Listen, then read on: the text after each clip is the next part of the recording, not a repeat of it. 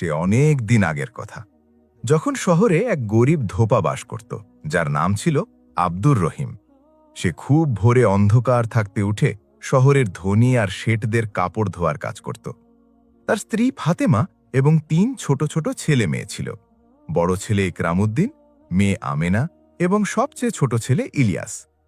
আব্দুর রহিমের বাড়িটা শহরের এমন এক সরু গলিতে ছিল যেখান দিয়ে দুজন মানুষ পাশাপাশি খুব কষ্টে পার হতে পারত। বাড়ি বলতে বাড়ি, তবে আসলে সেটা একটা কাঁচা কুড়েঘর ছাড়া আর কিছুই ছিল না। দেয়ালগুলো ছিল মাটির, আর চালের উপর পুরনো টালির টুকরো রাখা ছিল, যা বৃষ্টির সময় চুইয়ে চুইয়ে পানি পড়ত।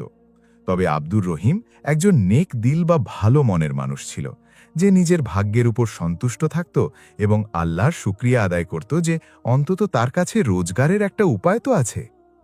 শহরে এক বড় ধনী বাস করতেন, যার নাম ছিল হাজি ইসমাইল। তিনি এতই সম্পদশালী ছিলেন যে তার বাড়িতে চাকর বাকরের সংখ্যা ছিল ৫০-এর উপরে। তার প্রাসাদটি শহরের সবচেয়ে বিলাসবহুল এলাকায় অবস্থিত ছিল, যার দরজা এত উঁচু ছিল যে যে কেউ দেখলে অবাক হয়ে তাকিয়েই থাকত। প্রাসাদের বাইরে মার্বেল পাথরের ফোয়ারা লাগানো ছিল, আর ভিতরে দানি মেঝে বিছানো ছিল, যার উপর দিয়ে হাঁটলে পায়ের শব্দ প্রতিধ্বনিত হতো। দেয়ালে নানা রঙের ছবি আর আয়না টাঙানো ছিল, যেগুলো দূর দূরান্তের দেশ থেকে আনানো হয়েছিল। আব্দুর রহিম হাজি ইসমাইল সাহেবের কাপড় ধোয়ার কাজ পেয়েছিল। প্রতি সোমবার সকালে সে প্রাসাদে যেত এবং কাপড়ের গাঁটলি বা পোটলা তুলে আনত। তারপর নদীর তীরে গিয়ে সারা দিন কাপড় ধোয়ার কাজে পার করে দিত। তার হাতগুলো পরিশ্রমে শক্ত হয়ে গিয়েছিল এবং আঙুলে সবসময় ফোসকা পড়ে থাকত, কিন্তু সে কখনো কোনো অভিযোগ করেনি। একদিনের কথা, তখন শীতকাল এবং ঠান্ডা বাতাস বইছিল। আব্দুর রহিম সবসময়কার মতো হাজি সাহেবের প্রাসাদ থেকে কাপড়ের গাঁটলি নিয়ে এলো। এবারের গাঁটলিটা আগের চেয়েও বেশি ভারী ছিল, কারণ হাজি সাহেবের ছেলে হাসিমের বিয়ের প্রস্তুতি চলছিল আর ধোয়ার জন্য প্রচুর নতুন কাপড় দেওয়া হয়েছিল। রহিম গাঁটলিটা নিজের কাঁধে তুলে নিল এবং নদীর দিকে হাঁটতে শুরু করল। রাস্তা লম্বা ছিল আর তাকে কয়েকবার দাঁড়িয়ে দম নিতে হয়েছিল। নদীর তীরে পৌঁছে সে গাঁটলিটা খুলল। তার মধ্যে রেশমি কুর্তা, মিহি মলমলের পাগড়ি, সুতোর কাজ করা শেরবানি এবং আরও অনেক দামি কাপড় ছিল। রহিম খুব সাবধানে একটা একটা করে কাপড় বের করতে শুরু করল। যখন সে একটা মখমলের শেরবানি বের করছিল, তখন তার মনে হলো যে এর পকেটে কিছু একটা আছে। সে পকেটে হাত ঢোকালো, তো একটা কাপড়ের ছোট পুঁটলি বের হলো। পুঁটলিটা বেশ ভারী ছিল। রহিমের মনে কিছুটা দ্বিধা তৈরি হলো। সে ভাবল যে হয়তো এটা কোনো জরুরি জিনিস, যা হাজি সাহেব পকেটে রেখেছিলেন আর বের করতে ভুলে গেছেন। সে পুঁটলিটা সাবধানে খুলল। পুঁটলির ভেতর আরও একটা ছোট পুঁটলি ছিল, যা লাল রেশমি কাপড়ে মোড়ানো ছিল। যখন সে সেটাও খুলল, তখন তার চোখ ছানা বড়া হয়ে গেল। ভেতরে সোনার মোহর বা আশরাফি ছিল। হ্যাঁ, চকচকে একেবারে নতুন আশরাফি, যা সূর্যের আলোয় এমনভাবে চমকাচ্ছিল যেন তারা জ্বলজ্বল করছে। রহিম কাঁপা কাঁপা হাতে আশরাফিগুলো গুনতে শুরু করল। ১, ২, ৫, ১০, ২০ সে গুনতেই থাকল। আর যখন পুরো গোনা শেষ হলো, তখন তার শ্বাস ওঠানামা করছিল। মোট ৫০০ আশরাফি ছিল। এত সম্পদ যে একজন গরিব মানুষ সারা জীবন আরামে কাটিয়ে দিতে পারবে। রহিমের হাত কাঁপতে লাগল। তার কপালে ঘাম জমে গেল, যদিও সেটা শীতের সকাল ছিল। তার মাথায় ভাবনার ঝড় বইতে শুরু করল। এই গুপ্তধন, এত বড় অঙ্ক, এ দিয়ে সে তার সন্তানদের ভালো শিক্ষা দিতে পারবে, নিজের স্ত্রীর জন্য নতুন কাপড় আর গয়না আনতে পারবে, একটা পাকা বাড়ি বানাতে পারবে যার ছাদ বর্ষায় চুইয়ে পড়বে না, নিজের ধোপার ছোটখাটো ব্যবসা বাড়াতে পারবে, হয়তো কিছু ছাগলও কিনতে পারবে যাদের দুধ বিক্রি করে ভালো আয় হতে পারে। কিন্তু তারপর তার মনে একটা আওয়াজ ভেসে এলো। এই গুপ্তধন তার নয়, এটা হাজি ইসমাইলের সম্পদ। তিনি যতই ধনী হন না কেন, এটা তার আমানত। আব্দুর রহিমের মরহুম পিতা ইব্রাহিম সাহেব তাকে ছোটবেলা থেকেই এই শিক্ষাই দিয়েছিলেন যে সততাই মানুষের সবচেয়ে বড় অলংকার। বেঈমানির রোজগারে কখনো বরকত আসে না। যে জিনিস তোমার নয় তাতে হাত দিও না। রহিমের চোখের সামনে তার বাবার চেহারা ভেসে উঠল। তার সেই শেষ উপদেশের কথা মনে পড়ল যা তিনি মৃত্যুর সময় দিয়েছিলেন। বাবা, দারিদ্র্য কোনো খারাপ কিছু নয়, তবে বেঈমানি সবচেয়ে বড় গুনহা। গরিব থাকো, তবে ভদ্র থাকো। এই অন্তর্দ্বন্দ্বের মাঝেই সে বসে রইল। সূর্য মাথার ওপর উঠে গিয়েছিল আর গরম বাড়তে শুরু করেছিল। আশেপাশে আরও কিছু ধোপা কাপড় ধুচ্ছিল। এক ধোপার নাম ছিল করিম, যে প্রায়ই রহিমের সাথে কথা বলত। করিম দূর থেকে দেখল যে রহিম কোনো গভীর চিন্তায় ডুবে বসে আছে, তাই সে তার কাছে এলো। কি হলো রহিম ভাই, শরীর তো ঠিক আছে? করিম জিজ্ঞেস করল। রহিম চমকে উঠল এবং চট করে আশরাফিগুলো ঢেকে ফেলল। হ্যাঁ হ্যাঁ, কিছু না, এমনিই ভাবছিলাম। আরে, তোমাকে তো খুব চিন্তিত মনে হচ্ছে, কোনো বিপদ হয়েছে নাকি? করিম সন্দেহ ভরা চোখে তাকালো। না না, এমন কোনো কথা নেই, শুধু শরীরটা একটু ভারী লাগছে, রহিম মিথ্যে বলল। সে চাইতো না যে কেউ এই গুপ্তধনের কথা জানুক। করিম চলে গেল, কিন্তু রহিমের মন অস্থির ছিল। সে সিদ্ধান্ত নিল যে সে এখনই সরাসরি হাজী সাহেবের কাছে যাবে এবং এই আশরাফিগুলো ফেরত দিয়ে আসবে। সে তাড়াহুড়ো করে কাপড় ধুলো, যদিও তার মন কাজে বসছিল না। তারপর কাপড়গুলো নিংড়ে শুকানোর জন্য মেলে দিল আর আশরাফির পুঁজিটা সযত্নে নিজের জামার ভেতর লুকিয়ে নিল। সে দ্রুত পায়ে হাজী সাহেবের প্রাসাদের দিকে হাঁটতে শুরু করল। পুরো রাস্তা জুড়ে তার বুক ধুকধুক করছিল। কখনো তার মনে হচ্ছিল যে সে ঠিক কাজ করছে, আবার কখনো মনে হচ্ছিল যে সে কত বড় বোকা যে এত বড় সম্পদ ছেড়ে দিচ্ছে। কিন্তু প্রতিবারই তার বাবার সেই আওয়াজ তাকে সঠিক পথে নিয়ে আসছিল। গরিব থাকো, তবে ভদ্র থাকো। যখন সে প্রাসাদের বড় দরজায় পৌঁছাল, তখন দারোয়ান তাকে আটকে দিল। ধোপা, এখনো তো সন্ধ্যা হয়নি, কাপড় ফেরত আনার সময় হয়নি। আমাকে হাজী সাহেবের সাথে এখনই দেখা করতে হবে, খুব জরুরি কাজ আছে, রহিম বলল। হাজী সাহেব এখন বিশ্রাম করছেন, পরে এসো, দারোয়ান ধমক দিয়ে বলল। ভাইজান, আমার মিনতি, এটা খুব জরুরি। যদি হাজী সাহেব জানতে পারেন যে তুমি আমাকে আটকেছ, তবে তোমারই বিপদ হয়ে যাবে, রহিম অনুনয় করে বলল। দারোয়ান তোর চোখে সততা আর অস্থিরতা দেখতে পেল। সে ভাবল যে নিশ্চয়ই কোনো গুরুত্বপূর্ণ ব্যাপার হবে। ঠিক আছে, তবে হাজী সাহেব যদি রেগে যান, তবে তোমাকেই জবাব দিতে হবে। রহিমকে ভেতরে নিয়ে যাওয়া হলো। প্রাসাদের ভেতরে দৃশ্য দেখে তার চোখ আবারও ধাঁধিয়ে গেল। মেঝেতে দামি কার্পেট বিছানো ছিল, দেওয়ালে সোনার উপর কারুকাজ ছিল, আর বুকে মখমলের কাপড় লাগানো ছিল। সে কখনোই প্রাসাদের ভেতরে যায়নি, সবসময় বাইরে থেকেই কাপড় পেয়ে যেত। অবশেষে তাকে একটা বড় ঘরে নিয়ে যাওয়া হলো, যেখানে হাজী ইসমাইল বালিশে হেলান দিয়ে বসেছিলেন এবং হুকো টানছিলেন। তার বয়স 60-এর কাছাকাছি ছিল, লম্বা সাদা দাড়ি ছিল আর মাথায় গাঢ় রঙের পাগড়ি বাঁধা ছিল। তিনি রহিমকে আসতে দেখে ভ্রু কুঁচকালেন। কি ব্যাপার ধোপা, এখনো তো কাপড় ফেরত আসার সময় হয়নি, কোনো বিপদ হয়েছে নাকি? হাজী সাহেব কড়া গলায় জিজ্ঞাসা করলেন। রহিম এগিয়ে গিয়ে সালাম করল এবং তারপর কাঁপা কাঁপা গলায় বলল, হুজুর, আমি আপনার কাপড়ে কিছু পেয়েছি, যা হয়তো আপনি ভুল করে পকেটে ছেড়ে দিয়েছিলেন। হাজী ইসমাইল সাহেব আব্দুর রহিমের দিকে তাকালেন। তার চোখে বিস্ময় এবং সন্দেহ দুটোই ছিল। তিনি হুকোর নলটা একপাশে রেখে বালিশ ছেড়ে সোজা হয়ে বসলেন। কি পেয়েছ তুমি? তিনি জিজ্ঞেস করলেন। তার গলায় এখন একটু নরম ভাব এসেছিল, তবে এখনও কড়াকড়ি বাকি ছিল। আব্দুর রহিম কাঁপা হাতে নিজের জামার ভেতর থেকে সেই পুঁটলিটা বের করল, যাতে সোনার আশরাফিগুলো ছিল। পুঁটলিটা দেখা মাত্রই হাজী সাহেবের মুখের রং ফ্যাকাশে হয়ে গেল। তিনি ঝট করে দাঁড়িয়ে পড়লেন এবং 2 কদম এগিয়ে এলেন। তার চোখে এখন বিস্ময়ের সাথে সাথে আরও কিছু ছিল, হয়তো স্বস্তি, হয়তো অস্থিরতা, হয়তো অন্য কিছু। এই পুঁটলি, এটা তুমি কোথায় পেলে? হাজী সাহেব জিজ্ঞেস করলেন। তার গলায় এখন অধৈর্য ভাব পরিষ্কার শোনা যাচ্ছিল। হুজুর, এটা আপনার সেই মখমলের শেরওয়ানির পকেটে ছিল, যা আপনি ধোয়ার জন্য দিয়েছিলেন। যখন আমি কাপড় বের করছিলাম, তখন আমি এই পুঁটলিটা পাই। আমি ভাবলাম যে সাথে সাথেই আপনাকে এটা ফিরিয়ে দিই। রহিম চোখ নিচু করে বলল। হাজী সাহেব পুঁটলিটা হাতে নিলেন এবং খুলে দেখলেন। আশরাফিগুলো এখনও একইভাবে চমকাচ্ছিল। তিনি তাড়াহুড়ো করে আশরাফিগুলো গুনতে শুরু করলেন। 1, 2, 5, 10। যখন গোনা শেষ হল, তখন তিনি একটা দীর্ঘ শ্বাস ফেললেন। সমস্ত আশরাফি উপস্থিত ছিল, একটাও কম ছিল না। হাজী সাহেব আব্দুর রহিমের দিকে তাকালেন। তার চোখে এখন এক অদ্ভুত চমক ছিল। তিনি কিছুক্ষণ চুপচাপ রহিমকে দেখতে লাগলেন, যেন তাকে যাচাই করছেন। তারপর তিনি জিজ্ঞেস করলেন, তুমি এই পুঁটলি খুলে দেখেছিলে? রহিম সত্যি কথা বলার সিদ্ধান্ত নিল। জি হুজুর, আমি খুলে দেখেছিলাম। আমি ভাবছিলাম যে হয়তো কোনো জরুরি জিনিস, যা আপনি ভুলে গেছেন। যখন আমি দেখলাম যে ভেতরে সোনার আশরাফি আছে, তখন আমি বুঝে গেলাম যে এটা খুব দামি জিনিস এবং আমাকে জলদি ফেরত দেওয়া উচিত। আর তুমি গুনেছিলে কি? হাজী সাহেব জিজ্ঞেস করলেন। জি হুজুর, আমি গুনেছিলাম, 500 আশরাফি আছে। রহিমের গলা এখনও কাঁপছিল। হাজী সাহেব আবার চুপ হয়ে গেলেন। তিনি জানালার কাছে গেলেন এবং বাইরে দেখতে লাগলেন। বাইরে প্রাসাদের বাগানে মালি গাছে পানি দিচ্ছিল। ফোয়ারা থেকে পানির আওয়াজ আসছিল। একটা কোকিল কোথাও দূরে গান গাইছিল।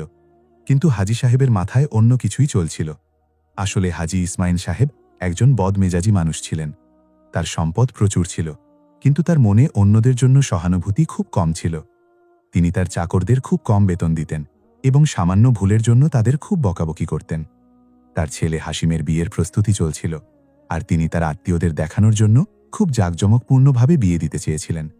তিনি ভেবেছিলেন যে এই আশরাফিগুলো দিয়ে অনেক গয়না বানাবেন এবং অন্য শহরের এক বিখ্যাত শ্যাকরার কাছে যাবেন। কিন্তু যখন গতরাতে তিনি এই আশরাফিগুলো ওই মখমরের শেরওয়ানির পকেটে রেখেছিলেন, তখন তার মনে ছিল না যে সকালে এই শেরওয়ানি ধোয়ার জন্য যাবে। আর যখন সকালে চাকর কাপড়ের গাঁঠুরি বেঁধে ধোপাকে দিয়ে দিল, তখনও তার মনে পড়েনি। দুপুরে যখন তার আশরাফিগুলোর কথা মনে পড়ল এবং তিনি শেরওয়ানি খুঁজতে গেলেন, তখন জানতে পারলেন যে তা ধোপার কাছে চলে গেছে। হাজী সাহেবের মন ভেঙে পড়েছিল। তিনি জানতেন যে ধোপা খুব গরিব। তার পুরো বিশ্বাস ছিল যে যদি সে আশরাফিগুলো পেয়ে যায় তবে তা নিয়ে সে পালিয়ে যাবে। কোন গরিব মানুষ এত সৎ হয় যে এত বড় সম্পদ ফেরত দিয়ে দেবে? তিনি ভেবেছিলেন যে এবার তার সমস্ত আশরাফি গেল। তিনি তার ছেলে হাসিমের কাছ থেকে এই কথা লুকিয়ে রেখেছিলেন, কারণ তার লজ্জা লাগছিল যে তিনি এত অসতর্ক কিভাবে হয়ে গেলেন। আর এখন এই ধোপা সমস্ত আশরাফি, একটা আশরাফিও কম নেই। হাজী সাহেবের নিজের চোখের উপর বিশ্বাস হচ্ছিল না। তিনি জীবনে অনেক মানুষ দেখেছিলেন, ধনীও আর গরিবও, কিন্তু এমন সততা তিনি কখনো দেখেননি। তার মন গলে গেল। তিনি ঘুরে আব্দুর রহিমের দিকে এলেন। তার চোখে এখন আর্দ্রতা ছিল। তিনি রহিমের কাঁধে হাত রাখলেন এবং বললেন, তুমি তুমি খুব সৎ মানুষ। আজকের যুগে এমন সততা পাওয়া মুশকিল। তুমি জানো যে এই আশরাফিগুলো দিয়ে তুমি তোমার পুরো জীবন বদলে দিতে পারতে? হুজুর, এটা আপনার সম্পদ ছিল, অন্যের জিনিস নেওয়া গুনাহ। আমার আব্বা আমাকে এটাই শিখিয়েছিলেন যে সততাই সবচেয়ে বড় সম্পদ। রহিম উত্তর দিল। হাজী সাহেব নিজের দাড়িতে হাত বোলালেন এবং গভীর চিন্তায় পড়ে গেলেন। তারপর তিনি বললেন, তোমার আব্বার নাম কি ছিল? ইব্রাহিম হুজুর। তিনিও ধোপা ছিলেন, খুব নেক দিল বা ভালো মানুষ ছিলেন। 5 বছর আগে আল্লাহর কাছে চলে গেছেন। তোমার বাড়ি কোথায়? গুলশান গলিতে হুজুর, খুব ছোট্ট একটা ঘর। আর তোমার ঘরে কে কে আছে? আমার স্ত্রী ফাতেমা আর 3 ছেলে মেয়ে আছে হুজুর। বড় ছেলের নাম ইকরামউদ্দিন, সে 10 বছরের, মেয়ে আমেনা 8 বছরের, আর ছোট ছেলে ইলিয়াস 6 বছরের। হাজী সাহেব মাথা নাড়লেন। তারপর তিনি তার চাকরকে ডাক দিলেন। ইউসুফ, ইউসুফ কোথায়? এক চাকর যে দরজার বাইরে দাঁড়িয়েছিল দৌড়ে ভেতরে এলো। জি হুজুর। যাও এবং আমার জন্য 50টি আশরাফি নিয়ে এসো, জলদি করো। হাজী সাহেব আদেশ দিলেন। রহিম ভাবড়ে গেল। না হুজুর, আমার কিছু চাই না। আমি তো শুধু নিজের কর্তব্য পালন করেছি। চুপ করো, হাজী সাহেব বললেন, কিন্তু তার গলায় এখন ভালোবাসা ছিল। তুমি আমার এত বড় সম্পদ ফিরিয়ে দিয়েছ, তোমাকে পুরস্কার দেবার অধিকার আমার আছে। কিছুক্ষণের মধ্যেই ইউসুফ 50 আশরাফির একটা থলি নিয়ে এলো। হাজী সাহেব সেই থলি রহিমের দিকে বাড়িয়ে দিলেন, কিন্তু রহিম হাত বাড়াল না। হুজুর, দয়া করে আমাকে মাফ করে দিন। আমি এই আশরাফিগুলো নিতে পারব না। যদি আমি এগুলো নিই তবে আমার সততার উপর সন্দেহ তৈরি হবে। লোকেরা বলবে যে আমি লোভের বশে আপনার সম্পদ ফিরিয়ে দিয়েছিলাম। রহিম দৃঢ়তার সাথে বলল। হাজী সাহেব রহিমের এই কথা শুনে আরও বেশি অবাক হলেন। এই ধোপা শুধু সৎই ছিল না, বরং খুব আত্মমর্যাদা সম্পন্নও ছিল। তিনি ভাবলেন যে এমন মানুষ আজকের যুগে খুব মুশকিল করেই মেলে। ঠিক আছে, হাজী সাহেব বললেন, যদি তুমি আশরাফি না নাও তবে অন্তত আমাকে একটা সুযোগ তো দাও যাতে আমি তোমার সাহায্য করতে পারি। তোমার কি চাই? একটা পাকা বাড়ি, নিজের ব্যবসার জন্য কিছু সাহায্য, না তোমার বাচ্চাদের পড়াশোনার জন্য টাকা? রহিমের চোখে পানি চলে এলো। হুজুর, আপনি খুব দয়ালু, কিন্তু আমার সত্যিই কিছু চাই না। আল্লাহর শুকরিয়া যে আমার কাছে উপার্জনের পথ আছে। আমরা খুশি আছি। হাজী সাহেব একটা দীর্ঘশ্বাস নিলেন। তিনি কখনো এমন মানুষ দেখেননি যে এত নিঃস্বার্থ, এত নির্লোভ। তার মনে রহিমের জন্য অনেক সম্মান জন্ম নিল। তুমি যাও, হাজী সাহেব বললেন, নিজের কাজ করো, কিন্তু মনে রেখো, যদি কখনো তোমার কোনো জিনিসের প্রয়োজন হয় তবে আমার কাছে আসবে। আমি তোমার এই রিং কখনো ভুলব না। রহিম সালাম করল এবং সেখান থেকে চলে গেল।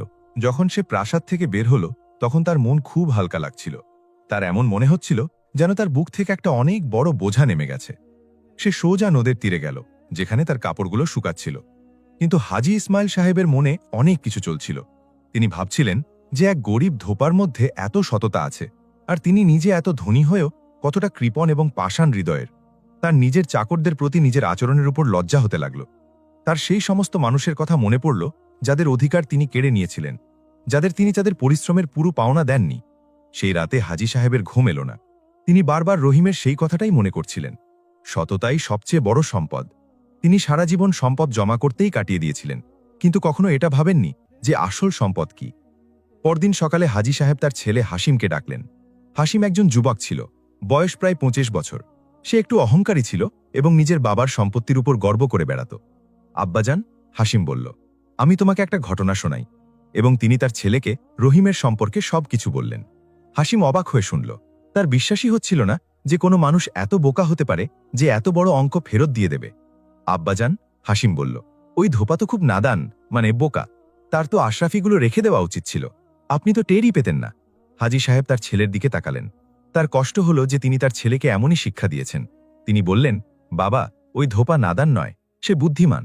আসল বুদ্ধিমত্তাই হলো যে মানুষ হারামের রোজগার থেকে বেঁচে থাকে। যে জিনিস তোমার নয় তা নেওয়া হলো চুরি।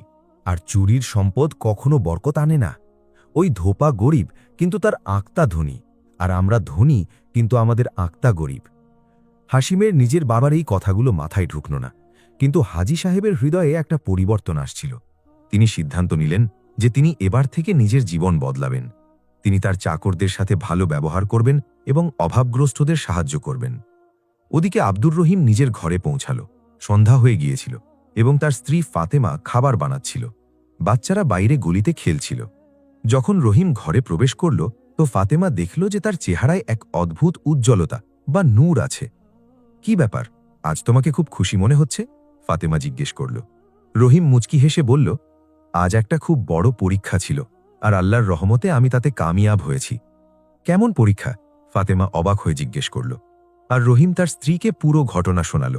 ফাতেমা যখন শুনল যে তার স্বামী 500 আশরাফি পেয়েছিল এবং সে তার সব ফিরিয়ে দিয়েছে, তখন প্রথমে তার খুব আফসোস হল। সে ভাবল যে এই আশরাফিগুলো দিয়ে তাদের কত কষ্ট দূর হয়ে যেত। কিন্তু তারপর যখন সে তার স্বামীর চোখে ওই শান্তিটা দেখল, ওই স্বস্তিটা দেখল, তখন সে বুঝতে পারল যে তার স্বামী ঠিক কাজই করেছে। তুমি খুব ভালো করেছ, ফাতেমা বলল। আল্লাহ তোমাকে এর প্রতিদান নিশ্চয়ই দেবেন। সেই রাতে রহিম এবং তার পরিবার খুব শান্তিতে ঘুমাল। তাদের কাছে সম্পদ ছিল না, কিন্তু তাদের অন্তরে শান্তি ছিল। কয়েকদিন কেটে গেল। আব্দুর রহিম রোজকার মতো নিজের কাজ করতে থাকল। ভোরে অন্ধকার থাকতে উঠে শহরের আলাদা আলাদা বাড়ি থেকে কাপড় নেওয়া, নদীর তীরে গিয়ে ধোয়া এবং সন্ধ্যায় ফেরত দিয়ে আসা। তার জীবনে বিশেষ কোনো পরিবর্তন আসেনি। সেই পুরনো কুঁড়েঘর, সেই রোজকার হাড়ভাঙা খাটুনি, কিন্তু তার মনে একটা শান্তি ছিল যা কোনো সম্পদ দিয়ে পাওয়া যায় না। হাজী ইসমাইল সাহেবের বাড়ি থেকেও এখন রহিমকে কাপড় ধোয়ার জন্য দেওয়া হতো। প্রতিবার যখন সে প্রাসাদে যেত, দারোয়ান তাকে খুব সম্মানের সাথে সালাম করত। চাকর বাকররাও তার সাথে শ্রদ্ধার সাথে কথা বলত। রহিমের এই পরিবর্তনটা অদ্ভুত লাগত, কিন্তু সে কিছু বলতো না। সে জানত না যে হাজী সাহেব তার সমস্ত চাকরদের তার ব্যাপারে বলে দিয়েছিলেন এবং সবাইকে আদেশ দিয়েছিলেন যে রহিমের সাথে যেন খুব ভালো আচরণ করা হয়। হাজী সাহেবের ছেলে হাসিমের বিয়ে ঘনিয়ে আসছিল। পুরো শহরে বিয়ের প্রস্তুতির চর্চা ছিল। হাজী সাহেব কোনো ত্রুটি রাখেননি। মাসখানেক ধরে প্রাসাদে উৎসবের আমেজ ছিল। আত্মীয় স্বজন দূর দূরান্ত থেকে আসতে শুরু করেছিল।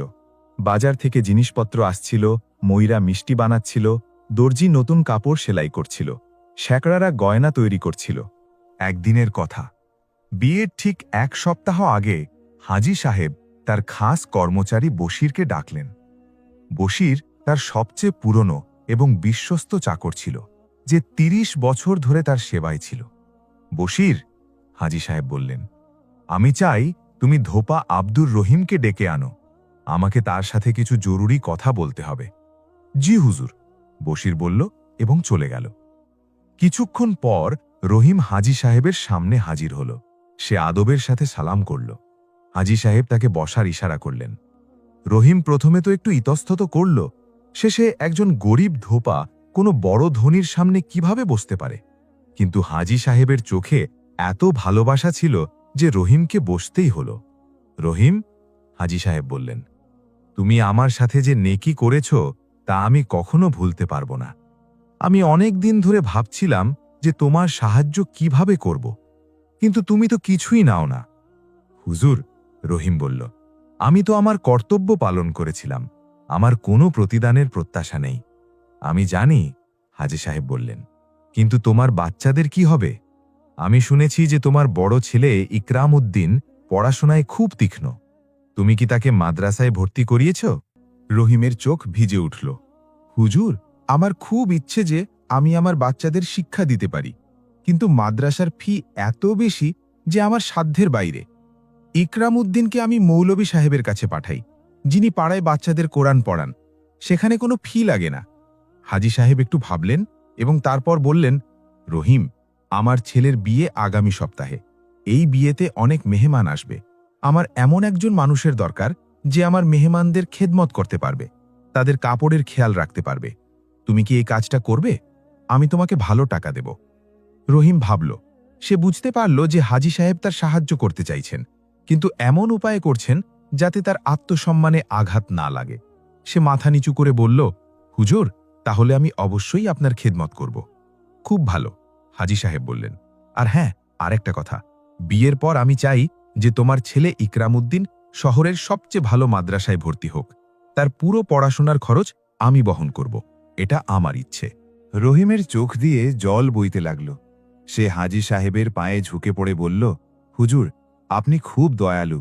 আল্লাহ আপনাকে সব সময় খুশি রাখুন।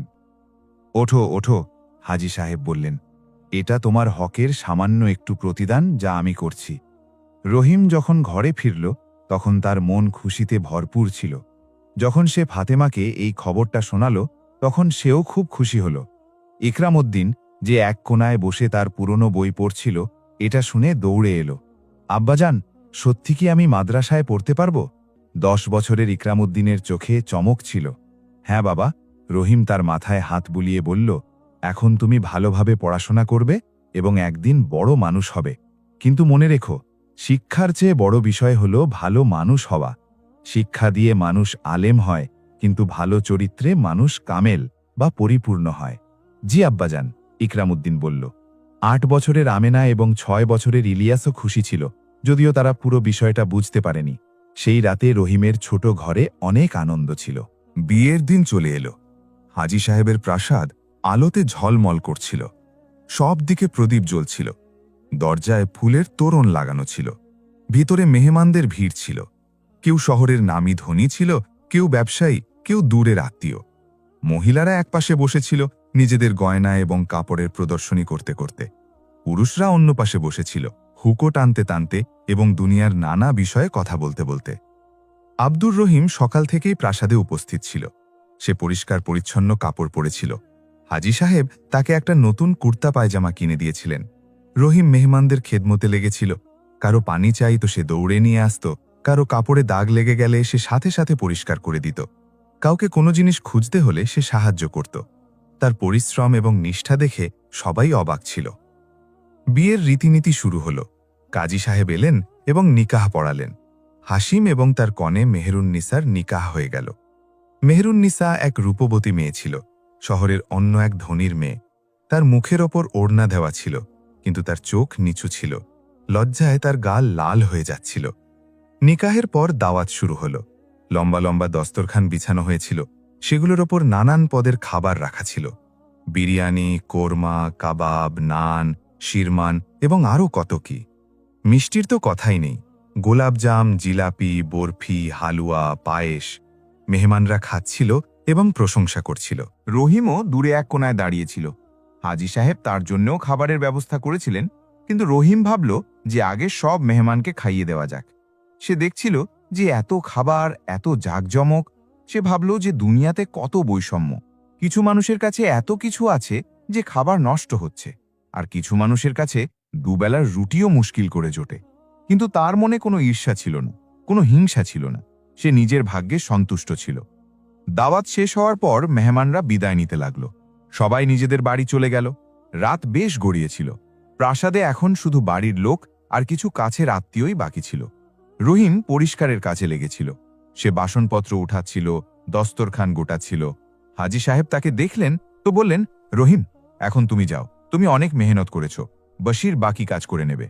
না হুজুর, রহিম বলল, আমি এখনই সব কাজ শেষ করে দিই, তাহলে সকালে আপনার কোনো কষ্ট হবে না। হাজী সাহেব মুচকি হাসলেন। তিনি বসিরকে ডাকলেন এবং বললেন, যাও, রহিমকে তার মজুরি দিয়ে দাও। বসির একটা থলি নিয়ে এলো, যাতে 100 টাকা ছিল। সেই যুগে 100 টাকা অনেক বড় অঙ্ক ছিল। রহিম অবাক হল। সে বলল, হুজুর, এটা তো অনেক বেশি, আমি তো শুধু একদিনের কাজ করেছি। তুমি যে মেহনত করেছ, এটা তার পুরস্কার, হাজী সাহেব বললেন। আর হ্যাঁ, কাল সকালে আমার কাছে এসো, আমি তোমার ছেলেকে মাদ্রাসায় ভর্তি করানোর জন্য সুপারিশের চিঠি লিখে দেব। রহিম শুকরিয়া আদায় করল এবং বাড়ি চলে গেল। যখন সে বাড়ি পৌঁছাল, তখন ফাতেমা এবং বাচ্চারা ঘুমাচ্ছিল। সে চুপিসারে 100 টাকা ফাতেমার কাছে রেখে দিল, তারপর সেও শুয়ে পড়ল। সেই রাতে তার খুব ভালো ঘুম হল। পরদিন সকালে যখন ফাতেমা সেই টাকাগুলো দেখল, তখন তার চোখ কপালে ওঠার জোগাড়। এতগুলো টাকা কোথা থেকে এলো? সে রহিমকে জিজ্ঞেস করল। রহিম তাকে সব কিছু জানালো। ফাতেমার চোখে খুশির জল চলে এলো। আল্লাহর শুকরিয়া, সে বলল, দেখো, নেক কাজের প্রতিদান কিভাবে মেলে। তুমি যে সততা দেখিয়েছ, তার বদলা আল্লাহ দিয়ে দিয়েছেন। দুপুরে রহিম আবার হাজী সাহেবের প্রাসাদে গেল। হাজী সাহেব তাকে একটা চিঠি দিলেন, যা মাদ্রাসার মাওলানা সাহেবের নামে ছিল। এই চিঠিটা নিয়ে যাও, হাজী সাহেব বললেন। মাওলানা আব্দুল কাজির সাহেব আমার পুরনো বন্ধু, তিনি তোমার ছেলেকে নিশ্চয়ই ভর্তি করে নেবেন। রহিম চিঠিটা নিল এবং বাড়ি ফিরে এলো। সে ইকরামউদ্দিনকে সাথে নিল এবং মাদ্রাসার দিকে হাঁটতে শুরু করল। মাদ্রাসাটা শহরের ঠিক মাঝখানে একটা পুরনো দালানে ছিল। দালানটা খুব পুরনো হলেও বেশ মজবুত ছিল। দরজায় একটা বড় কাঠের বোর্ড লাগানো ছিল, যার উপর লেখা ছিল, মাদ্রাসায়ে নুরুল উলুম। ভেতরে যাওয়ার পর একটা বড় উঠান ছিল। উঠানে বাচ্চারা বসেছিল এবং কোরআন তিলাবাত করছিল। তাদের আওয়াজ মিলে এক অদ্ভুত প্রশান্তি তৈরি করছিল। একপাশে মাওলানা সাহেব বসেছিলেন। তার বয়স আনুমানিক 60 বছর হবে। সাদা দাড়ি ছিল আর মাথায় সাদা টুপি। চোখে মোটা কাঁচের চশমা লাগানো ছিল। রহিম সালাম করল। আদাব আরজ মাওলানা সাহেব। ওয়ালাইকুম সালাম। কে আপনি জনাব? আমি আব্দুর রহিম, ধোপা। হাজী ইসমাইল সাহেব আমাকে আপনার কাছে পাঠিয়েছেন। রহিম চিঠিটা এগিয়ে দিল। মাওলানা সাহেব চিঠিটা খুলে পড়লেন। তারপর তিনি রহিমের দিকে তাকালেন এবং তারপর ইকরামউদ্দিনের দিকে। এটা তোমার ছেলে? জি হুজুর। নাম কি? ইকরামউদ্দিন হুজুর। মাওলানা সাহেব ইকরামউদ্দিনকে কাছে ডাকলেন। বাবা, তুমি পড়ালেখা জানো? জি হুজুর। ইকরামউদ্দিন ধীর গলায় বলল, আমি কোরআন পড়তে পারি এবং একটু উর্দুও পড়তে লিখতে পারি। খুব ভালো, কিছু পড়ে শোনাও তো। মাওলানা সাহেব একটা বই ইকরামউদ্দিনের সামনে রেখে দিলেন। ইকরামউদ্দিন খুব চমৎকারভাবে বই থেকে কিছু লাইন পড়ল। তার গলা পরিষ্কার ছিল এবং উচ্চারণও সঠিক ছিল। মাওলানা সাহেব খুশি হয়ে গেলেন।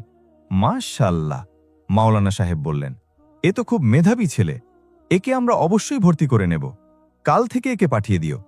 রহিমের আনন্দের কোনো সীমানা রইল না। সে মাওলানা সাহেবকে ধন্যবাদ জানালো এবং ইকরামউদ্দিনের সাথে বাড়ি ফিরে এলো। বাড়ি এসে সে ফাতেমাকে সব কথা জানালো। ফাতেমাও খুব খুশি হল। আমেনা এবং ইলিয়াসও তাদের ভাইয়ের খুশিতে শরিক হল, যদিও তারা পুরোপুরি বুঝতে পারল না যে ঘটনা কি। সেই রাতে খাওয়ার পর যখন সবাই ঘুমাতে যাচ্ছিল, তখন রহিম ইকরামউদ্দিনকে কাছে ডাকল। বাবা, রহিম বলল, আল্লাহ তোমাকে শিক্ষা অর্জন করার সুযোগ দিয়েছেন। এটা অনেক বড় নেয়ামত, কিন্তু মনে রেখো, শিক্ষা শুধু বই পড়ার নাম নয়। আসল শিক্ষা হলো যে তুমি একজন ভালো মানুষ হও, সৎ হও, সত্যবাদী হও, নেককার হও। দুনিয়াতে অনেক শিক্ষিত মানুষ আছে, কিন্তু তাদের অন্তর পরিষ্কার নয়। আর অনেক অশিক্ষিত মানুষ আছে, কিন্তু তাদের অন্তর খুব পরিষ্কার। শিক্ষা তো একটা মাধ্যম মাত্র, লক্ষ্য হলো ভালো মানুষ হওয়া। জি আব্বাজান, ইকরামউদ্দিন বলল, আমি খুব ভালোভাবে পড়ব এবং আপনার মুখ উজ্জ্বল করব। বাবা, আমার নাম উজ্জ্বল করার দরকার নেই, শুধু আল্লাহকে রাজি করে দাও, ওটাই যথেষ্ট, রহিম বলল এবং নিজের ছেলের মাথায় আদরের সাথে হাত বুলিয়ে দিল। পরদিন সকাল থেকে ইকরামউদ্দিন মাদ্রাসায় যেতে শুরু করল। সে খুব পরিশ্রম করে পড়ত। মাওলানা সাহেব তার প্রতি খুব খুশি ছিলেন। ধীরে ধীরে মাস কাটতে লাগল। ইকরামউদ্দিনের তারাক্কি বা উন্নতি হতে থাকল। সে ছিল ক্লাসের সবচেয়ে মেধাবী ছাত্র। এদিকে হাজী ইসমাইল সাহেবের মনেও পরিবর্তন আসছিল। রহিমের সততা, তার হৃদয়ে ছুঁয়ে গিয়েছিল। তিনি এখন আর আগের মতো পাষাণ হৃদয়ের ছিলেন না। নিজের চাকরদের সাথে ভালো ব্যবহার করতে শুরু করেছিলেন, গরিব এবং অভাবগ্রস্তদের সাহায্য করতে শুরু করেছিলেন। শহরের লোকেরা তার মধ্যে এই পরিবর্তন দেখল এবং অবাক হল। একদিন হাজী সাহেবের এক পুরনো বন্ধু মৌলবী আলী সাহেব তার সাথে দেখা করতে এলেন। মৌলবী সাহেবও একজন বয়স্ক মানুষ ছিলেন, যিনি শহরে দ্বীনি শিক্ষা দিতেন। ইসমাইল ভাই, মৌলবী সাহেব বললেন, আমি শুনেছি যে আপনি ইদানিং খুব বদলে গেছেন। আগে আপনি খুব কঠোর ছিলেন, কিন্তু এখন আপনার মধ্যে অনেক নম্রতা চলে এসেছে। ব্যাপারটা কি? হাজী সাহেব মুচকি হাসলেন। তারপর তিনি মৌলবী সাহেবকে রহিমের পুরো গল্প শোনালেন। মৌলবী সাহেব মন দিয়ে শুনলেন। সুবহানাল্লাহ, মৌলবী সাহেব বললেন, এটা তো অনেক বড় ব্যাপার। এই ধোপার মধ্যে এমন সততা আছে যা আজকের যুগে পাওয়া খুব মুশকিল। তোমার মন বদলে যাওয়া কোনো ছোট কথা নয়, এটা ওই ধোপার নেক কাজেরই প্রভাব। আপনি ঠিকই বলেছেন, হাজী সাহেব বললেন। আমি সারা জীবন সম্পদ জমা করতেই পার করেছি, কিন্তু ওই ধোপা আমাকে শিখিয়েছে যে আসল সম্পদ কি। আসল সম্পদ হল সৎ চরিত্র, সততা আর পরিষ্কার অন্তর। মাস কাটতে লাগল এবং বছর গড়িয়ে গেল। আব্দুর রহিম সেভাবেই নিজের কাজ করতে থাকল। সকাল ফেটে সন্ধে পর্যন্ত কাপড় ধোয়া, হাড় ভাঙা খাটুলি। কিন্তু এখন তার জীবনে একটা নতুন আশা ছিল, একটা নতুন ভোর ছিল। তার ছেলে ইকরামউদ্দিন মাদ্রাসায় খুব ভালো উন্নতি করছিল। মৌলানা আব্দুল কাদির সাহেব প্রায়ই বলতেন যে ইকরামউদ্দিনের মতো মেধাবী এবং পরিশ্রমী ছাত্র তিনি খুব কমই দেখেছেন। হাজী ইসমাইল সাহেব তার কথা রেখেছিলেন। তিনি কেবল ইকরামউদ্দিনের পড়াশোনার পুরো খরচই চালাতেন না, বরং রহিমের পরিবারেরও খেয়াল রাখতেন। কখনো ঈদে নতুন কাপড় পাঠিয়ে দিতেন, কখনো অসুখে ওষুধের ব্যবস্থা করে দিতেন। কিন্তু তিনি এই সব কিছু এত নীরবে করতেন যে রহিম যেন কোনো অনুগ্রহের বোঝা অনুভব না করে। 1 বছর পর যখন গ্রীষ্মকাল ছিল এবং রোদ খুব প্রখর ছিল, রহিম নদীর তীরে কাপড় ধুচ্ছিল। তখনই তার হঠাৎ মাথা ঘুরে গেল এবং সে সেখানেই পড়ে গেল। কাছে কাজ করা অন্য ধোপারা তাকে সামলাল এবং পানি পান করাল। রহিমের জ্ঞান ফিরলে সে বলল যে কিছু না, গরমে একটু দুর্বল হয়ে পড়েছিল। কিন্তু সেই দিনের পর থেকে রহিমের শরীর আর ভালো থাকল না। তার জ্বর আসতে শুরু করল, কাশি হতে শুরু করল। ফাতিমা খুব চিন্তিত হয়ে পড়ল। সে হাকিম সাহেবকে ডাকল। হাকিম সাহেব নাড়ি দেখলেন, জীব দেখলেন এবং তারপর বললেন যে রহিমের খুব বিশ্রাম প্রয়োজন। টানা গরম আর ঠান্ডা পানিতে কাজ করার কারণে তার শরীর খারাপ হয়ে গেছে। কিন্তু হাকিম সাহেব, রহিম বলল, যদি আমি কাজ না করি তবে সংসার চলবে কিভাবে? আমার বাচ্চারা খাবে কি? তোমাকে কিছুদিন বিশ্রাম করতেই হবে, হাকিম সাহেব কড়া গলায় বললেন, নইলে তোমার অবস্থা আরও খারাপ হয়ে যাবে। ইকরামউদ্দিন, যার বয়স এখন 12 বছর হয়ে গিয়েছিল, এই সব শুনছিল।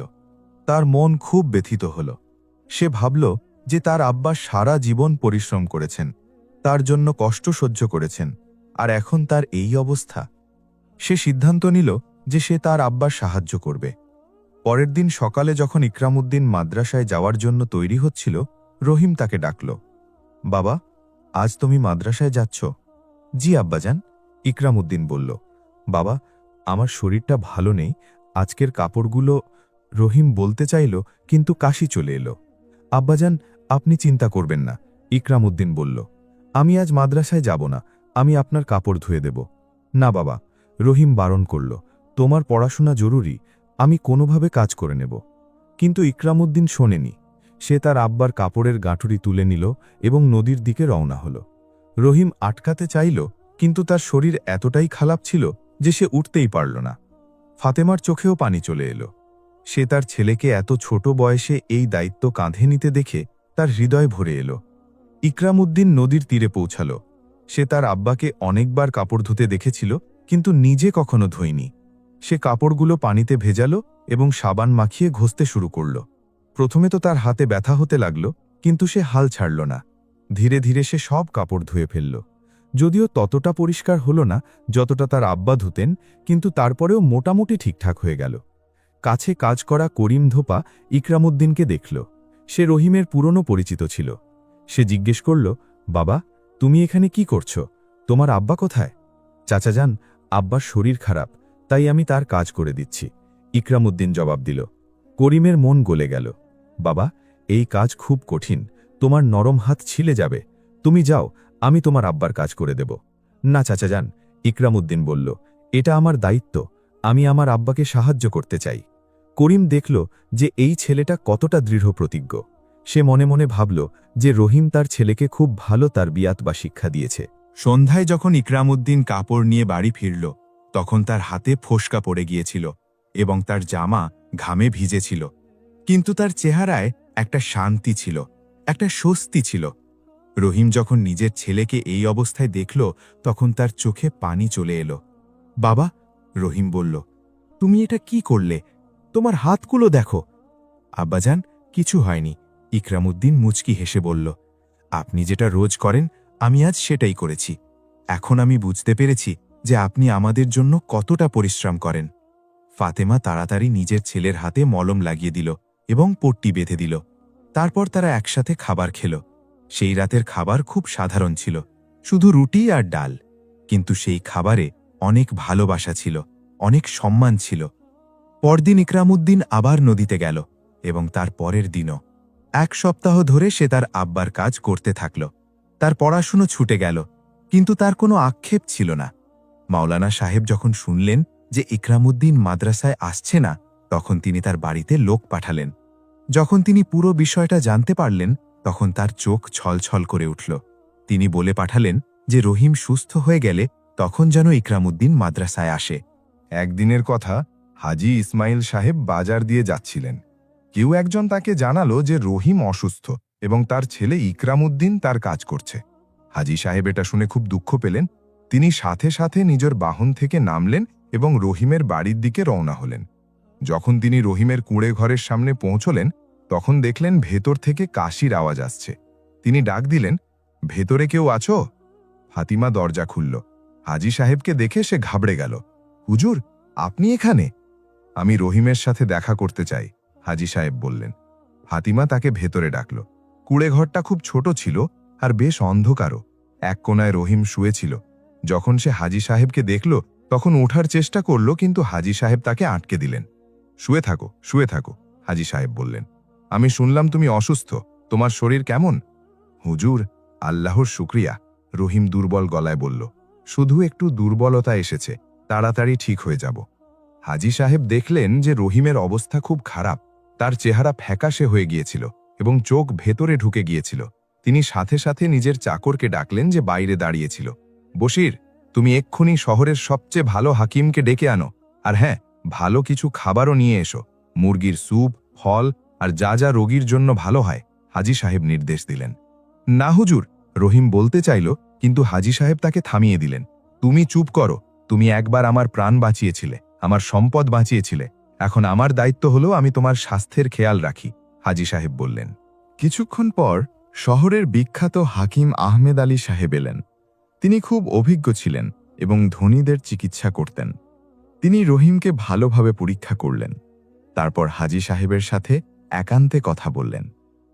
হাজি সাহেব, হাকিম সাহেব বললেন, এই রোগীর অবস্থা খুব সংকটপন্ন। মনে হচ্ছে তার নিউমোনিয়া হয়ে গেছে। ঠিকমতো চিকিৎসা না হওয়া এবং পুষ্টিহীনতার কারণে তার অবস্থা খারাপ হচ্ছে। যদি এখনই সঠিক চিকিৎসা না করা হয় তবে... হাকিম সাহেব বাকি কথা বললেন না, কিন্তু হাজি সাহেব বুঝে গেলেন। আপনি নিশ্চিন্ত থাকুন, হাজি সাহেব বললেন। যা যা চিকিৎসা দরকার করুন, টাকার কোনো সমস্যা নেই। হাকিম সাহেব কিছু ওষুধ লিখে দিলেন এবং নিয়মকানুন বলে দিলেন। হাজি সাহেব সাথে সাথে ওষুধ আনালেন। তারপর তিনি ফাতেমার সাথে কথা বললেন। বোন, হাজি সাহেব বললেন, তুমি চিন্তা করো না, রহিমের পুরো চিকিৎসার দায়িত্ব আমার। আর যতদিন সে ঠিক না হচ্ছে, তোমাদের ঘরের সব খরচও আমি বহন করব। তোমাকে কোনো জিনিসের অভাব হতে দেব না। ফাতেমার চোখ থেকে অশ্রু ঝরতে লাগল। হুজুর, আপনি খুব দয়ালু। আল্লাহ আপনাকে সব সময় ভালো রাখুন। সন্ধ্যায় যখন ইকরামউদ্দিন কাপড় ধুয়ে ফিরল, তখন সে দেখল যে ঘরে খাবারের সুবাস আসছে। ভেতরে মুরগির স্যুপ, তাজা রুটি এবং ফল রাখা ছিল। তার ছোট বোন আমেনা এবং ভাই ইলিয়াস খুশিতে হাততালি দিচ্ছিল। তারা এত ভালো খাবার অনেক দিন পর দেখেছিল। ফাতেমা ইকরামউদ্দিনকে সবকিছু জানাল। ইকরামউদ্দিনের হৃদয় হাজি সাহেবের জন্য দুয়ায় ভরে গেল। সে ভাবল যে দুনিয়াতে এমন নেক মানুষও আছেন যারা অন্যদের দুঃখ কষ্টের খেয়াল রাখেন। আগামী কয়েক সপ্তাহ ধরে রহিমের চিকিৎসা চলতে থাকল। হাকিম সাহেব রোজ আসতেন এবং দেখতেন। সময় মতো ওষুধ দেওয়া হতো, ভালো খাবার আসতে থাকল। ধীরে ধীরে রহিমের শরীর উন্নতি হতে লাগল। কাশি কমে গেল, জ্বর ছেড়ে গেল, চেহারায় লাবণ্য ফিরে আসতে লাগল। 1 মাস পর রহিম আবার উঠতে বসতে শুরু করল। যদিও সে এখনও দুর্বল ছিল, তবে আগের চেয়ে অনেক ভালো ছিল। হাকিম সাহেব বললেন যে এখন বিপদ কেটে গেছে, তবে তাকে আরও কয়েক সপ্তাহ বিশ্রাম করতে হবে। এর মাঝে ইকরামউদ্দিন তার বাবার কাজ সামলে রেখেছিল। তার হাতের ফোসকাগুলো এখন শক্ত হয়ে গিয়েছিল। সে এখন খুব ভালোভাবে কাপড় ধুতে পারত।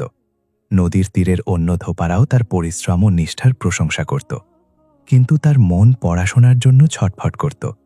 তার নিজের বইগুলোর কথা মনে পড়ত, মাওলানা সাহেবের শিক্ষার কথা মনে পড়ত। একদিন সন্ধ্যায় যখন সে বাড়ি ফিরল, তখন দেখল যে মাওলানা আব্দুল কাদির সাহেব তার বাড়িতে এসেছেন। তিনি রহিমের সাথে কথা বলছিলেন। রহিম ভাই, মাওলানা সাহেব বলছিলেন, তোমার ছেলে খুব মেধাবী। আমি চাই না যে তার পড়াশোনা মাঝপথে থেমে যাক।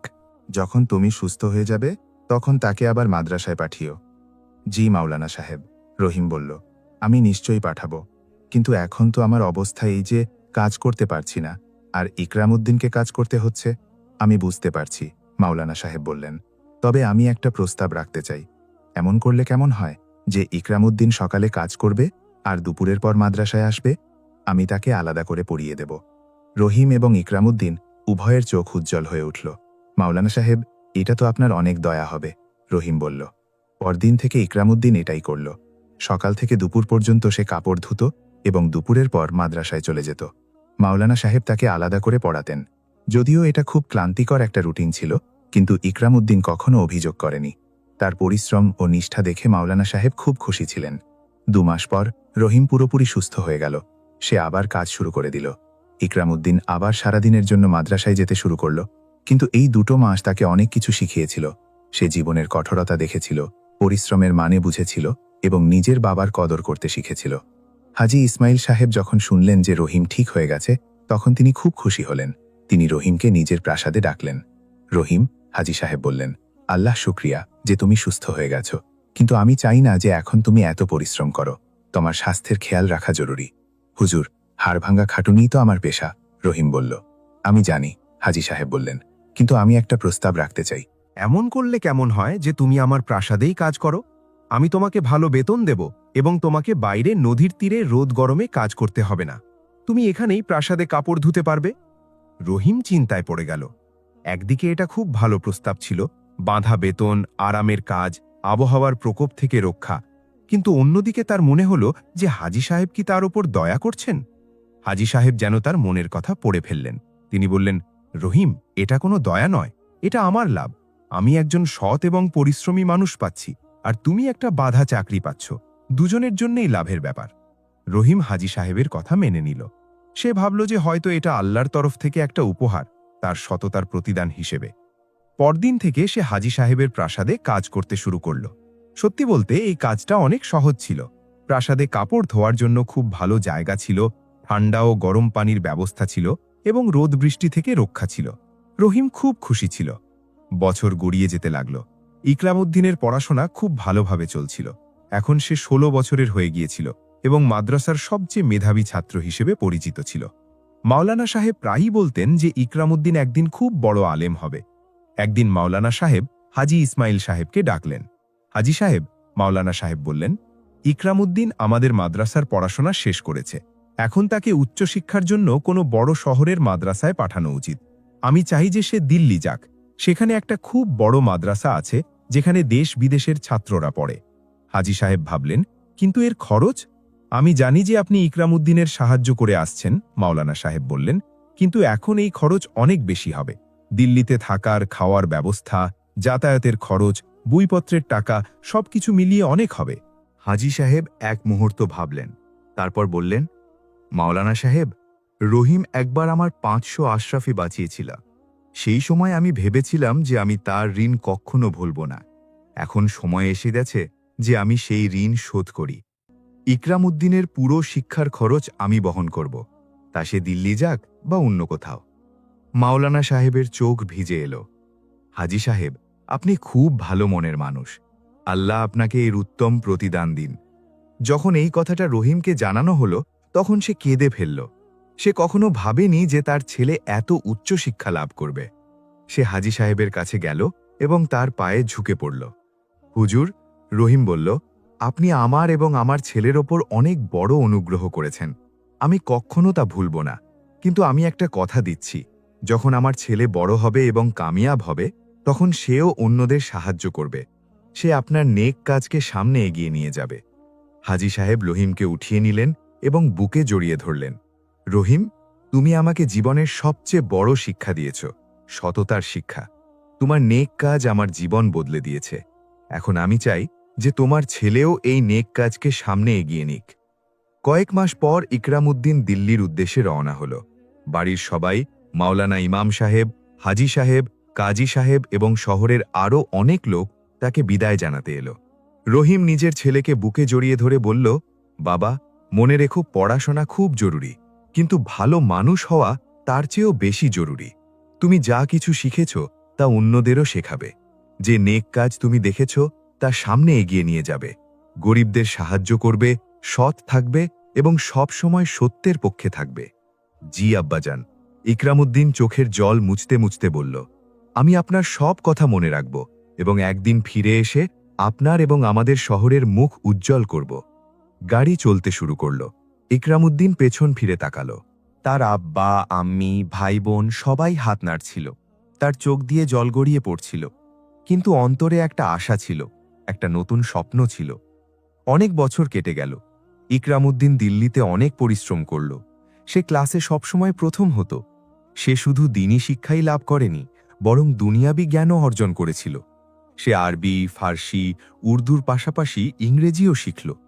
সে অনেক পড়াশোনা করল। যখন তার ২৪ বছর বয়স হল তখন সে তার পড়াশোনা শেষ করল। সে একজন আলেম হয়ে গিয়েছিল। দিল্লির বড় বড় আলেমরা তার জ্ঞানের প্রশংসা করত। তাকে সেখানেই দিল্লির মাদ্রাসায় পড়ানোর প্রস্তাব দেওয়া হলো। বেতনও ভালো ছিল। কিন্তু ইকরামউদ্দিন সিদ্ধান্ত নিল যে সে নিজের শহরে ফিরে যাবে। সে ভাবল যে শহর তাকে লালন পালন করেছে, যে শহরের মানুষ তাকে সাহায্য করেছে, এখন সেই শহরের সেবা করার সময় এসেছে। যখন সে তার শহরে ফিরে এলো তখন অনেক পরিবর্তন ঘটে গেছে। তার আব্বা রহিমের চুল এখন সাদা হয়ে গিয়েছিল। তার মা ফাতেমাও বুড়ি হয়ে গিয়েছিল। তার বোন আমেনার বিয়ে হয়ে গিয়েছিল এবং তার ভাই ইলিয়াস এখন তার আব্বার সাথে কাজ করত। হাজি ইসমাইল সাহেব এখন অনেক বৃদ্ধ হয়ে গিয়েছিলেন। তার চুল ও দাড়ি একেবারে সাদা হয়ে গিয়েছিল। কিন্তু যখন তিনি শুনলেন যে ইকরামউদ্দিন ফিরে এসেছে তখন তিনি খুব খুশি হলেন। তিনি ইকরামউদ্দিনকে ডাকলেন। বাবা, হাজি সাহেব বললেন। তিনি এখন রহিমের ছেলেকে বাবা বলেই ডাকতেন। তুমি ফিরে এসেছ, আমি খুব খুশি হয়েছি। তোমার ব্যাপারে শুনেছি যে তুমি অনেক বড় আলেম হয়ে গেছ। হুজুর, ইকরামউদ্দিন বলল, এসব আপনার এবং আমার বাবার দোয়ারই ফল। তোমার কি ইচ্ছা এখন? হাজি সাহেব জিজ্ঞেস করলেন। হুজুর, আমি এখানেই নিজের শহরে একটা মাদ্রাসা খুলতে চাই, ইকরামউদ্দিন বলল। এমন একটা মাদ্রাসা যেখানে গরিবের বাচ্চারাও পড়তে পারবে, যেখানে দিনী এবং দুনিয়াবি দুরকম শিক্ষাই দেওয়া হবে। আমি চাই যে নেকি আমি পেয়েছি আমি তার সামনে এগিয়ে নিয়ে যাই। হাজি সাহেবের চোখে আনন্দের অশ্রু চলে এলো। এটা খুব সুন্দর ভাবনা। আর এই মাদ্রাসার জন্য জায়গা এবং টাকার ব্যবস্থা? হুজুর, আমি ভাবছিলাম যে শহরের বাইরে একটা ছোট জায়গা ভাড়া নিয়ে নেব, ইকরামউদ্দিন বলল। না বাবা, হাজি সাহেব বললেন, আমার কাছে শহরে একটা বড় জমি আছে যা খালি পড়ে আছে। সেখানে তুমি মাদ্রাসা বানাতে পারো। আর দালান তৈরির খরচও আমি বহন করব। এটা আমার জন্য সওয়াবের কাজ হবে। ইকরামউদ্দিন অবাক হয়ে গেল। কিন্তু হুজুর, এটা তো অনেক বেশি। বাবা, হাজি সাহেব বললেন, তোমার বাবা আমাকে সততার শিক্ষা দিয়েছিলেন। তিনি আমার হৃদয় বদলে দিয়েছিলেন। তোমার বাবার সেই নেক কাজের এটাই প্রতিদান। আর এই মাদ্রাসার নাম হবে মাদ্রাসা সিদ্ক, অর্থাৎ সত্যের মাদ্রাসা। আর এভাবেই শহরে একটা নতুন মাদ্রাসা খোলা হলো। ইকরামউদ্দিন সেখানে পড়াতে শুরু করল। মাদ্রাসায় গরিব এবং ধনী সবার বাচ্চারা পড়ত। কোনো ফি নেওয়া হতো না। যার কাছে টাকা ছিল সে দিত, যার কাছে ছিল না সেও আসতে পারত। আব্দুর রহিম নিজের ছেলেকে দেখত এবং তার চোখে খুশির জল চলে আসত। সে সারা জীবন পরিশ্রম করেছিল, দারিদ্র্য দেখেছিল, অনেক কষ্ট সহ্য করেছিল, কিন্তু সে কখনো নিজের সততা ছাড়েনি। আর আজ সেই সততার ফল তার চোখের সামনে ছিল। তার ছেলে একজন আলেম, শহরের মানুষের উপকারী বন্ধু এবং শত শত বাচ্চার ওস্তাদ। একদিন সন্ধ্যায় যখন মাদ্রাসার সব বাচ্চারা বাড়ি চলে গিয়েছিল, রহিম আর ইকরামউদ্দিন মাদ্রাসার উঠোনে বসেছিল। সূর্য ডুবছিল এবং আকাশে লাল আভা ছড়িয়ে পড়েছিল। আব্বাজান, ইকরামউদ্দিন বলল, আপনি আমাকে সবচেয়ে বড় শিক্ষা দিয়েছেন, সততার শিক্ষা। যদি সেই দিন আপনি ওই আশরাফিগুলো রেখে দিতেন তাহলে হয়তো আমাদের দারিদ্র্য দূর হয়ে যেত। কিন্তু আপনি নিজের নীতি ছাড়েননি, আর দেখুন আল্লাহ আমাদের এর চেয়ে কত বেশি দিয়ে দিয়েছেন। রহিম নিজের ছেলের দিকে তাকালো এবং মুচকি হাসল। বাবা, নেক কাজ কখনো বৃথা যায় না। আল্লাহ দেখেন, তিনি জানেন যে কার নিয়ত কি। আমি শুধু সেটাই করেছিলাম যা ঠিক ছিল, আর আল্লাহ আমাকে এর চেয়েও উত্তম কিছু দিয়েছেন। তোমাকে দিয়েছেন, তোমার শিক্ষা দিয়েছেন, আর এখন এই মাদ্রাসা দিয়েছেন। হে সবই আল্লাহর রহমত।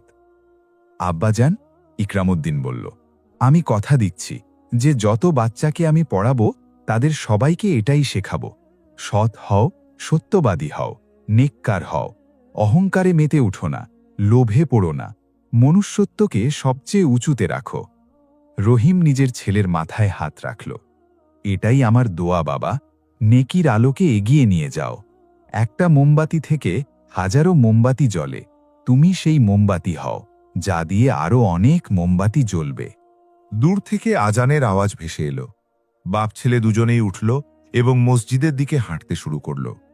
তাদের পেছনে মাদ্রাসার ইমারত দাঁড়িয়েছিল, যার দেয়ালে সোনালি অক্ষরে লেখা ছিল মাদ্রাসা সিদ্ক, অর্থাৎ সত্যের মাদ্রাসা। আর এভাবেই একজন ধোপার সততা পুরো শহরের ভাগ্য বদলে দিল। শত শত বাচ্চা শিক্ষা পেল, এক পাষাণ হৃদয়ের ধনী ব্যক্তি দয়ালু মানুষে পরিণত হল। আর নেকির একটা আলো যা এক গরিব ঘোপার মনে ছিল, তা ছড়াতে ছড়াতে পুরো শহরকে আলোকিত করে তুলল। গল্প এখানেই শেষ হয় না। আগামী বছরগুলোতে মাদ্রাসা সিদ্ক থেকে শত শত ছাত্র বের হল। কেউ বড় আলেম হল, কেউ ভালো মানুষ হল, কিন্তু সবাই একটা কথাই শিখল, সততাই সবচেয়ে বড় সম্পদ। আর যখনই কেউ এই মাদ্রাসার ব্যাপারে জিজ্ঞেস করত, তো লোকেরা আব্দুর রহিমের গল্প শোনাত। সেই গরিব ধোপার গল্প যে 500 আশরাফি পেয়েছিল, কিন্তু তা ফিরিয়ে দিয়েছিল, কারণ তার কাছে সততা যে কোনো সম্পদের চেয়ে অনেক বড় ছিল। এই গল্প থেকে আমরা এই শিক্ষাই পাই যে সততা এবং নেক কাজ কখনো বৃথা যায় না। হতে পারে তাৎক্ষণিকভাবে কোনো লাভ দেখা যাচ্ছে না, কিন্তু আল্লাহ নিশ্চয়ই তার নেক বান্দাদের পুরস্কৃত করেন। আসল সম্পদ সোনারূপে নয়, বরং উত্তম চরিত্র এবং পরিষ্কার অন্তরের মাঝেই নিহিত।